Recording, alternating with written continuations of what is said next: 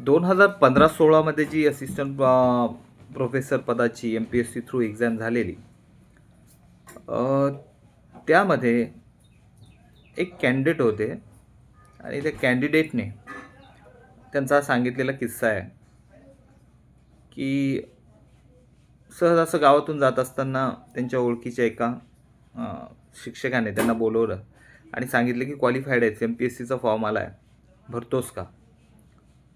मग त्यांनी तसं म्हटल्यानंतर मी जाऊन फॉर्म भरला आणि फॉर्म भरल्यानंतर मग लेखी झाली.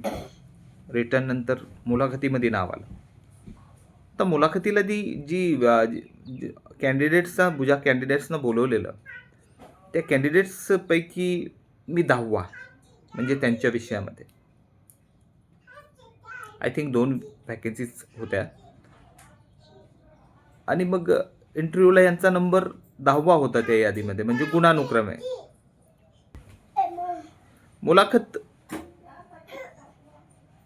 सुरू असताना यांची बहुतेक प्रश्नांची उत्तरं सुरुवातीला आली नाही किंवा अडखळले. आणि हे अगोदरच शिक्षक होते. 2-3 वर्ष शिक्षक पदावर काम करत होते. आणि शिक्षकांबद्दल त्या बॉडीचे जे चेअरमन असतात, त्यांचं मत काही विशेष चांगलं नव्हतं. कारण आजकालचे टीचर्स कशा पद्धतीने टीचिंग करतात वगैरे गोष्टी बाबतीत त्यांना काय म्हणता येईल, की मत दूषित होतं. पण यांना मग प्रश्न विचारला गेला, की तुम्ही जे शिक्षक पदावर काम करता, त्यामध्ये काय असं विशेष केलंय, की आम्ही तुमची निवड करावी? आणि या गोष्टीचं काही यांनी प्रिपरेशन केलेलं नव्हतं. पण त्यांनी मग एक किस्सा सांगितला, की मी जिथे काम करतो तो भाग आदिवासी भाग आहे आणि त्या भागामध्ये कुपोषणाचं प्रमाण खूप आहे. असंच काही दिवस एक मुलगी जेव्हा शाळेत आली नाही बरेच दिवस, त्यावेळेस आम्ही सगळे मित्र बाहेर राहत असल्यामुळे, आदिवासी भागात राहत असल्यामुळे आम्ही फिरायला जायचा बेत नेहमीच करायचो. मग असं ठरलं, की त्या मुलीच्या घरीसुद्धा जाऊन, गावात जाऊन चौकशी करायची. आणि मग 2-3 बिस्किटचे पुडे वगैरे घेतले आणि गेले त्यांच्याकडे. हा किस्सा त्यांनी MPSCच्या इंटरव्ह्यू पॅनलला सांगितलेला. आणि गेल्यानंतर पाहितलं, की ती मुलगी खूपच आजारी आहे. भयानक ताप वगैरे. आणि मग त्यांनी जे 2-3 बिस्किटचे पुडे वगैरे नेले होते, ते त्यांच्याकडे दिल्यानंतर ती मुलगी तर खाण्याच्या कंडिशनमध्येच नव्हती. घरची मोठी माणसंही आणि लहानी मुलंही त्याच्यावर तुटून पडली. घरी 18 विश्व दारिद्र्य.